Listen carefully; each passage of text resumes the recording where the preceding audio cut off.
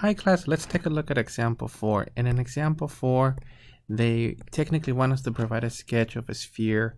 So let me just provide a basic sketch for a circle.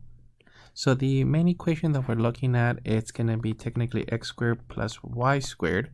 But in this case, because they're saying that's capital R, I'm just going to rewrite it as r squared. And technically, this is r, and that would be r. So this surface area, it's actually coming up from rotating a circle, which is basically gonna give us this sphere, obviously not to scale. Okay, so multiple ways of expressing the integral. Let me express it as a function of y. I think it'll be easier. So let me subtract the x's. So in this case, negative x squared, and we're looking at technically y squared is equal to r squared minus x squared. And then we'll take the square root of both of these. So we're looking at y is equal to plus and minus the square root of r squared minus x squared, or y is equal to the square root of r squared minus x squared. So technically, I'm just going to rewrite it in this form to use the function. So let f of x is equal to the square root of r squared minus x squared.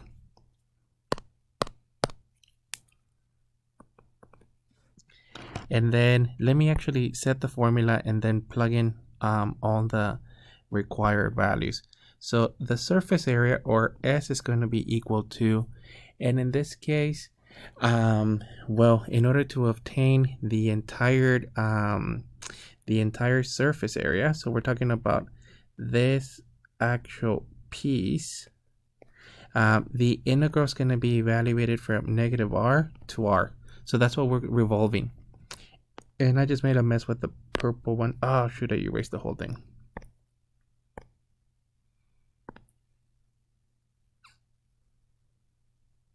Okay, so it's going to be negative r to r. And then don't forget that the formula has the actual values of 2 pi. Then f of x square root, and we have to be very careful on this portion. So it'll be 1 plus f prime of x technically squared. And you're integrating along the x's. I'm just going to revolve it along the x's to fit the formula. So let's actually take the derivatives. So f prime of x, it's going to be equal to 1/2 r squared minus x squared, technically to the negative 1/2 times the derivative of the inside function, which is going to give us a negative 2x. And good news, the 2's cancel. So the derivative, so f prime of x, could be expressed as negative x over, and in this case, this is the square root of r squared minus x squared. And remember that the formula actually uses the derivative squared. So at this point, it'll be f prime squared, which it's going to give us, so r squared minus x squared squared. This is just going to be x over r squared minus x squared. Obviously, we're assuming that nothing r squared minus x squared is equal to 0. So technically, comma, r squared minus x squared, it's not a quantity equal to 0. So let me plug it in because it's already looking really, really messy. And let me actually extract the actual, the actual 2 pi. So this is equal to 2 pi integral from negative r to var. And the function that we're utilizing is going to be the r squared minus x squared times, and this is the huge square root of 1 plus the derivative squared ended up giving us x squared over r squared minus x squared, and this is with respect to the x's. Now, the trick here is to try to simplify, and I'm going to use an LCD inside that it's just going to give us, well, technically r squared minus x squared, with the idea of canceling these. But we can't do that yet, not until we have it as the square root on its own. So at this point, let me rewrite it as 2 pi from negative r to r of r squared minus x squared times very large square root, and this will be r squared minus x squared, technically plus x squared over r squared minus x squared. So I'm just basically making a fraction and multiplying by r squared minus x squared top and bottom. And what this creates is a much needed cancellation. So we're actually now left with, oh, and don't forget the dx. So this is dx, and actually let me go to the next thing. I can fit it here. So this is still, well, 2 pi on the outside, don't forget about that one, negative r to r, and then we technically have a r squared minus x squared times large square root of r squared over r squared minus x squared dx.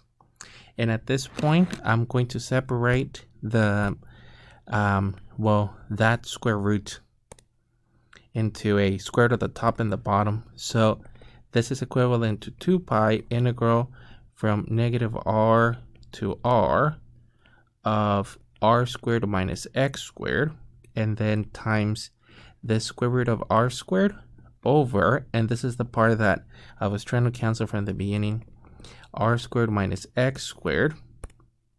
And then we're technically assuming that it's not 0, so we don't have a division by 0, so that cancels, and it looks too good. Let me just take it here.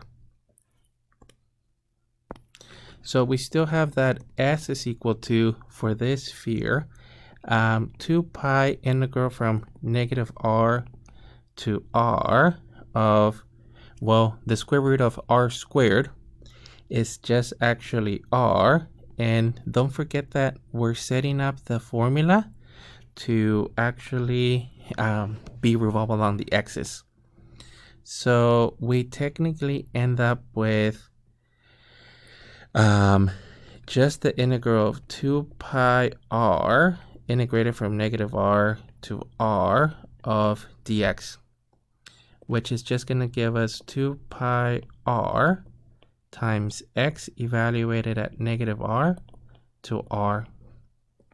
So this is 2 pi r times technically r minus a negative r, or 2 pi r times, this will be just r plus r, or 2 r's. So 2 pi r times 2r, or I'm getting 4 pi r to the second. And this is, well, technically units, because remember that we're evaluating the surface area of that sphere. Okay, it looked very messy from the beginning, but once we obtain the LCD, and I'm referring to this step, everything cancels nicely. So please take a look at this one. If I were to put it on a future examination, it would be almost the same identical problem. Actually, it'll be the same problem. The only thing we can change is this r. I just wanted to express it as a capital so that it was a little bit different. But that's actually it on this one.